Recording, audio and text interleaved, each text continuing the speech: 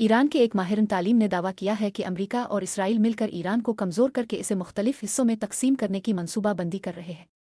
Tehran university के professor Fawad इज़दी ने एक इंटरव्यू में कहा है कि हालिया जंगी सूरत-ए-हाल के दौरान सामने आने वाले बयानात इस बात की तरफ इशारा करते हैं कि ईरान के नक्शे को बदलने की कोशिश की जा रही है और मौजूदा जंग का मकसद पूरे ईरान को फतह करना नहीं बल्कि इसके हिस्से बखरे करना है। प्रोफेसर फवाद इज़दी ने अल जज़ीरा से गुफ्तगू करते हुए कहा कि अमरीकी सदर डोनाल्ड ट्रंप के एक बयान में ये इशारा दिया गया था कि जंग के बाद ईरान का नक्शा मौजूदा शक्ल में नहीं रहेगा।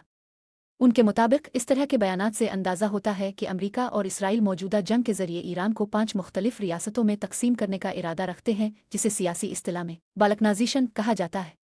आजकल के ज़माने की इस्तिलाह में इसे लीबिया मॉडल या सूडान मॉडल भी कहा जा सकता है।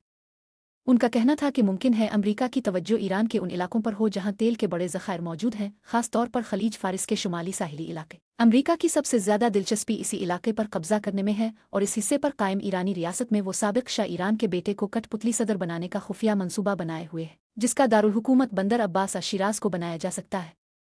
ईरान का दूसरा अहम हिस्सा पाकिस्तान से मुल्हक सूबे बलूचिस्तान और सिस्तान पर मुश्तमिल है। यहाँ अमेरिका बलोच अलहदगी पसंदों की हुकूमत बनवाने का इरादा रखता है और चाबहार आज़ाहिदान को इस मशरक़ी ईरान का दारुल हुकूमत बनाया जा सकता है। शुमाली और शुमाल मगरबी ईरान ने कुर्द अलहदगी पसंदी की सरपरस्ती अमेरिका एक अरसे से करता आ रहा है और इस एरिया में कुर्द अलहदगी पसंदों को हथियार देकर अमेरिका ने ज़मीनी हमले शुरू भी कर दिए हैं। इस तीसरी शुमाली ईरानी सल्तनत का दारुल हुकूमत तब्रेज़ को बनाया जा सकता है। मगरबी ईरान के पहाड़ी और मैदानी इलाके अरब अक्सरियती इलाके हैं, उन्हें मगरबी ईरान की सूरत में चौथा अलग मुल्क बनाकर अहवाज़ किरमान शाह को इसका दारुल हुकूमत बनाया जा सकता है।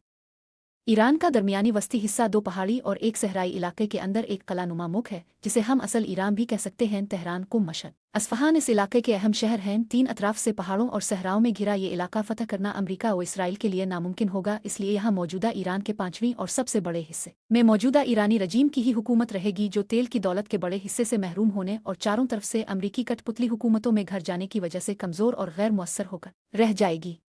अस्करी माहिरीन के बकौल मंसूबा ये बनाया गया तो तेल से मालामाल इलाकों के लिए अलग इंतज़ाम कायम किया जा सकता है, जबकि दीगर हिस्सों को कम अहम समझा जा सकता है।